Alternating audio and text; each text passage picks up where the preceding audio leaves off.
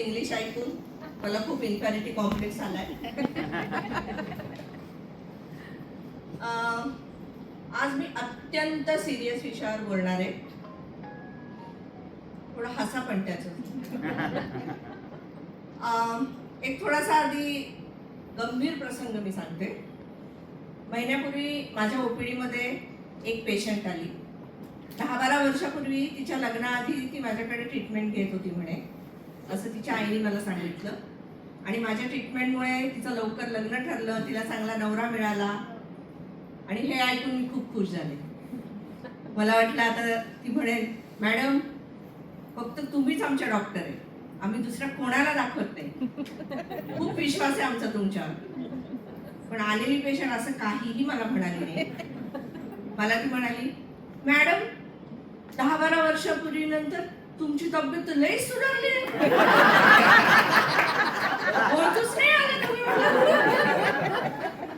आता 10-12 वर्षानंतर हिलाही लग्न चांगलं मानवलेलं होतं बरं का.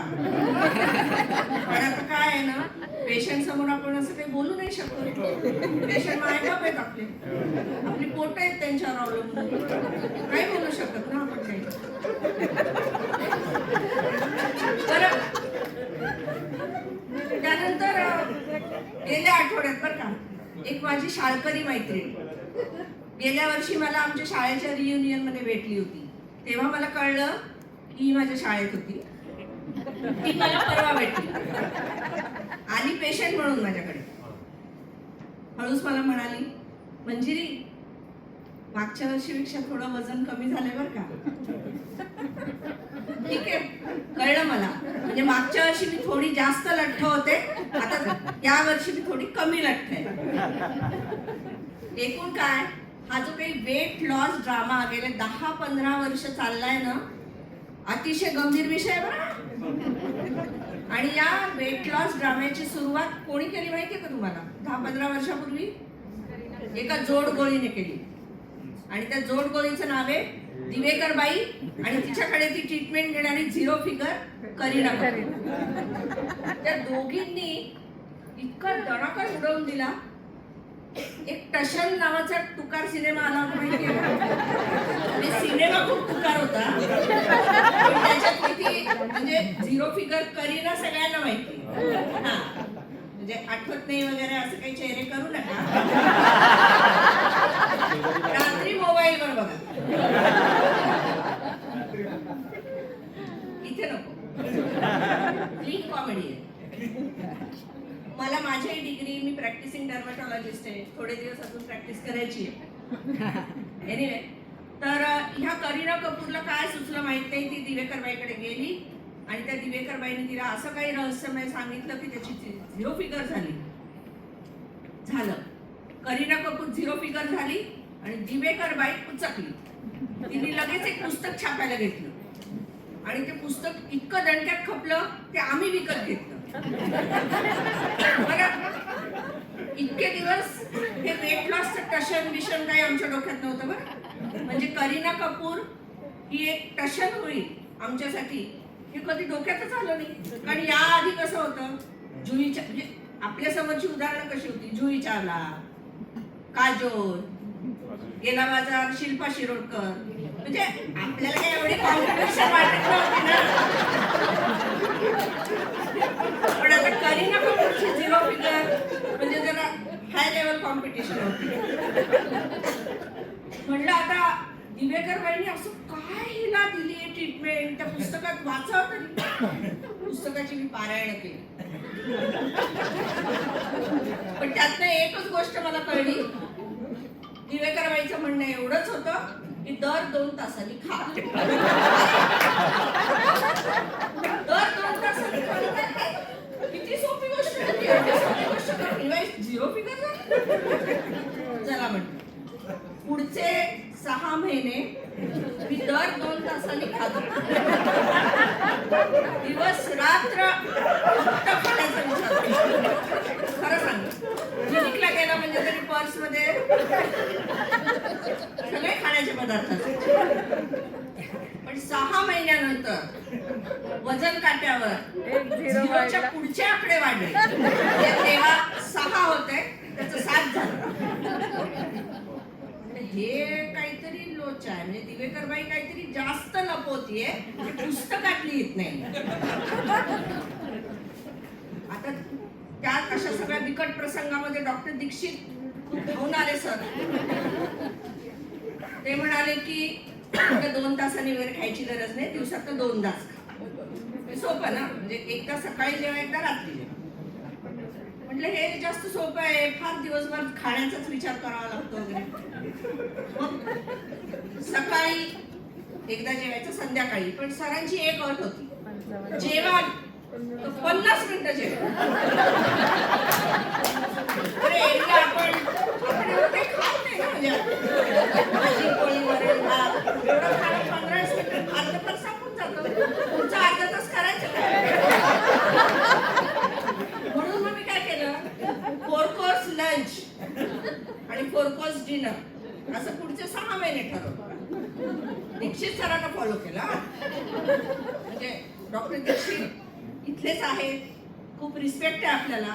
पण 6 महिन्यानंतर वजन काट्याच्या पुढचे आकडे पुन्हा वाढले. आता पंचायत आली, कुठलीच डाएट्स काम करत नव्हती. मग काही अघोरी डाएट्सनी एंट्री केली. त्यापैकी कीटो नावाचं भयंकर डाएट. आणि असं भयंकर डाएट माझ्या नवऱ्याने सुरू केलं, कारण तो नॉन व्हेजिटेरियन आहे. त्याला ते खूप इझी गेलं. 7 दिवस त्यांनी चूल बंद ठेवली आम्ही घरात. पण व्हेजिटेरियन लोकांनी काय करायचं, पनीर खाऊन खाऊन मला पनीरची शिसारी आली. कीटो डाएट भयंकर होतं. त्यानंतर कोणीतरी म्हणालं म्हणे इंटरमिटंट डाएट कर. हा, हे थोडस बरं वाटलं. पण त्याच्यात पुन्हा कॉम्पिटिशन आली. आमच्या बीसी मध्ये कोणाचं 12 तासाचं इंटरमिटंट, कोणाचं 14 तास. अगं माझं तर 16 तासाचं इंटरमिटंट आहे आणि कोणाचं तर 18 तासांचं. म्हणजे खूपच इन्फॅरिटी कॉम्प्लेक्स वाढला. इटिंग विंडो 6-8 तास एवढीच व्हायला लागली. बरं, इंटरमिटंट डाएट मध्ये रात्रभर पोटात कावळे ओरडायला लागले. मग नंतर पाय फ्रीज कडे धावायला लागले. फ्रीज मध्ये असेल नसेल त्या गोष्टी संपायला लागल्या. आणि मग म्हटलं चीट डे असतात ना इंटरमिटंट डाएट मध्ये, स्पेशालिस्टने सांगा. तर आम्ही काय केलं, मग चीट डे ची संख्या थोडी वाढली.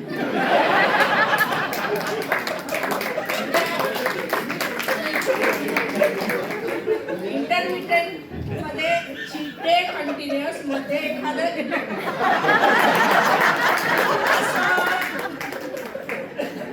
झाल्यामुळे वजनाचा काटा अजून वाढायला लागला उजवीकडे.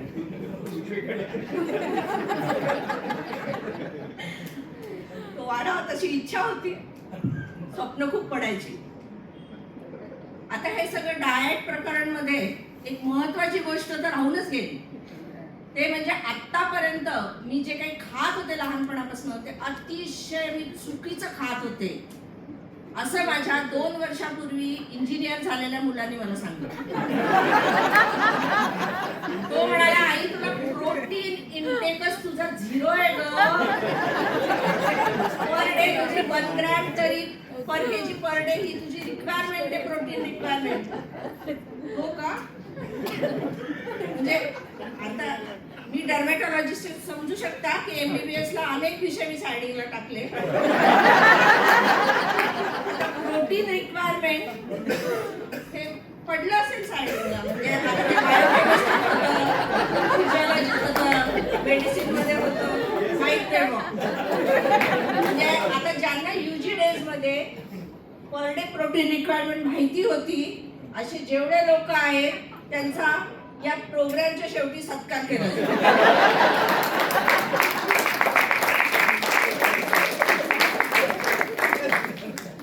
आता जेवढं माझं वजन ऍटलीस्ट तेवढं तरी ग्रॅम मी प्रोटीन खायला पाहिजे. आणि फक्त प्रोटीनवर हा मुलगा थांबलेला नाही. मी अनेक सप्लिमेंट घेतच नव्हते, हे मला त्यांनी जाणवून दिलं. म्हणजे मी झिंक घेत नव्हते, मी मॅग्नेशियम घेत नव्हते, मी फिश ऑइल घेत नव्हते, मी कोलॅजिन घेत नव्हते. मी काय करत होते?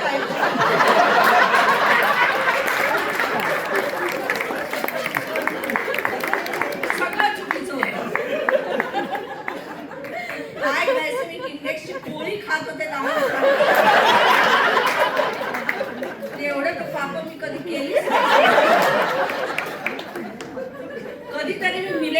ज्वारी बाजरीची भाकरी खायची त्याला मिलेट म्हणतात. हे पण ज्ञान मला थोडक्यातच कळलेलं एवढं. बरं, आता या प्रोटीन रिक्वायरमेंट कशा कशात असतात तुम्हाला सांगते. एक एक पदार्थ असा खेचून खेचून मारला पाहिजे, इतके ते दिसायला खाण्याचे आणि चवीला खाण्याचे. त्याच्यातला नंबर 1 पदार्थ ओट्स नावाचा. कागदाची चव नाही त्या पदार्थ. बरं, त्याच्या रेसिपीज युट्यूबवर बघून बघून इतक्या चुकायच्या, खावलंच जायचं नाही ते ओट्स. त्याच्याबरोबर त्याची मित्रमैत्रिणी म्हणजे मुसली का काय, मुसळ खेळात गेलं. त्याच्यानंतर तुमच्या भाज्यांमध्ये ब्रोकोली, फळांमध्ये ॲव्होकाडो. लहानपणापासून माझा मुलगा मला म्हणाला, आई तुला आजीने ॲव्होकाडो नाही दिला का? काय प्रोटीन असतं त्याच्यामध्ये? अरे चा, ते ॲव्होकाडो इतकं कुरूप दिसतं ना, त्याहून चव असते. आणि ब्रोकोलीचं तर मी सुरुवातीला ब्रोकोली बद्दल खूप चांगलं ऐकलं होतं की श्रीदेवी म्हणे ब्रोकोली रेग्युलरली रोज खायची, पण तिचं असं झालं मी ब्रोकोली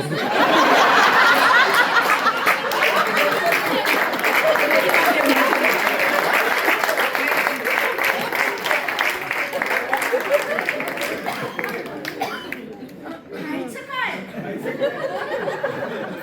मुलगा म्हणाला, अगं तू सीड्स नाही खातायस. सीड्स मी म्हटलं बिया शेतकरी पेरतात, त्याच्यामध्ये धान्य उगवून आपण खातो, त्या रोज आपण खायचे असतात. म्हणजे त्याच्यात काय काय, फ्लॅक्स सीड्स, जवस म्हणे, नंतर काय पंपकिन सीड्स, चिया सीड्स हा खूप बाह्यात पदार्थ. तो तर इतका म्हणजे चवहीन पदार्थ मी जन्मात खायला. बरं, आता डाएटचा हा ड्रामा चालू होता, त्याच्यामध्ये डाएट इनफ नाही है ना, त्याच्याबरोबर एक्सरसाइज आली. आता आम्हाला पूर्वी असं वाटायचं एक्सरसाइज म्हणजे काय की आपलं एक राऊंडला चक्रा मारायचा, राऊंडला चक्रा राऊंड मारायचं, कधीतरी योगा वगैरे करायचं, हे एक्सरसाइज असतं. नाही, स्ट्रेंथ ट्रेनिंग, मुलाचंच ज्ञान. मला एक सांगा, इथे जेवढे कोणी डॉक्टर्स आहेत त्यांची किती मुलं इंजिनियर्स आहेत? देव त्यांचं भलं करो.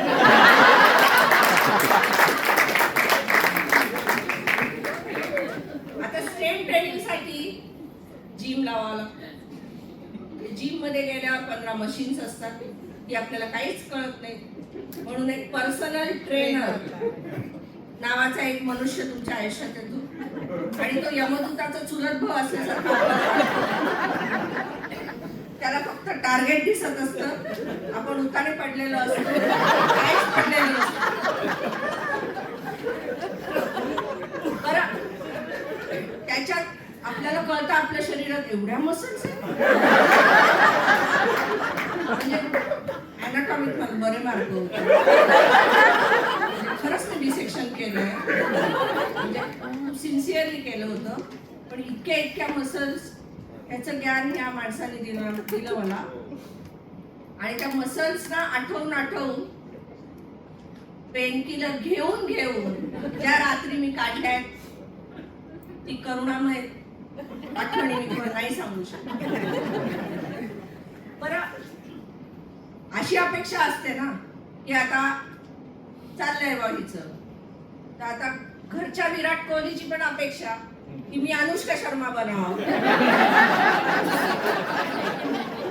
पण मला काय म्हणायचंय, आडात नाही तर पोरात कुठून येणार.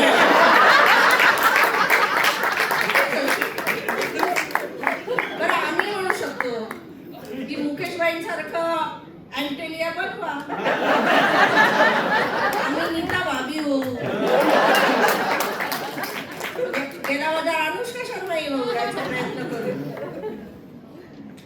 बरं, या सेलिब्रिटींमध्ये, आजकालच्या सेलिब्रिटींमध्ये एक काही म्हातारे सेलिब्रिटी पण आहेत बरं का कॉम्पिटिशनला. गेस करा. मिलिंद सोमण. तो म्हातारा नाहीये. विषय काढणार नव्हते. तुम्ही काढायला लावला. कारण त्याच्याबद्दल काही बोलायचं नाही.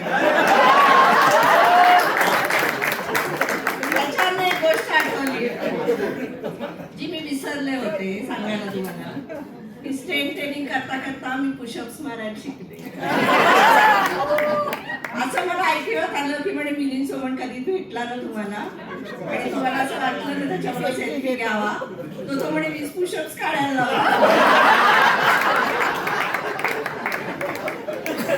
95 व्हायला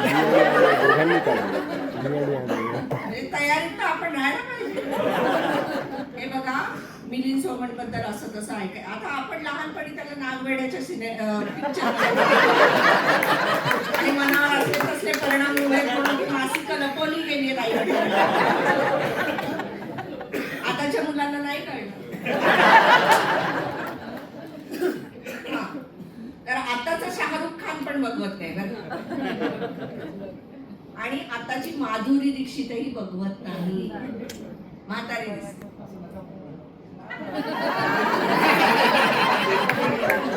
तुम्ही आजकालचे किती वेब सिरीज बघितल्या सर त्याच्या.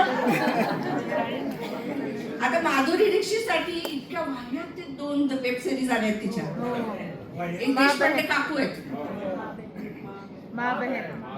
हा समजून घ्या. आणि त्याच्यानंतर माझा इन्फॅरिटी कॉम्प्लेक्स एकेकाळी माधुरी दीक्षित सुंदर होती पण आता माधुरी दीक्षित बारीक झाल्यामुळे सुंदर दिसत नाहीये. या डायग्नोसिस पर्यंत मी आले. पण माधुरी दीक्षित लकी आहे का? कारण डॉक्टर श्रीराम नेने सारखा अतिशय चांगला नवरा तिला मिळाला. आम्ही तर असं ऐकलं की तो त्याचं सगळं करिअर सोडून US मधून हिच्यासाठी माघारी आला. हिचं करिअर बनवायला. म्हणजे हिचं बनत नाही आता करिअर, ते जाऊ द्या.